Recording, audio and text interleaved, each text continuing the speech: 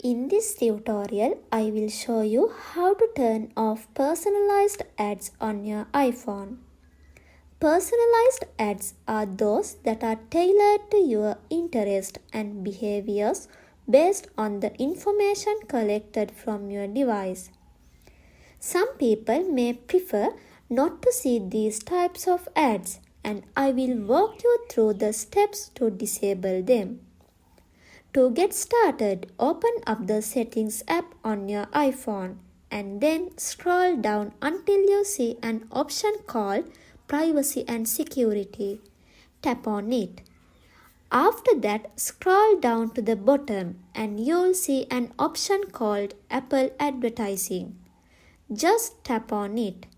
Once you're on this page, you'll see the Personalized Ads option. To turn off personalized ads on your iPhone, simply toggle off the switch over here.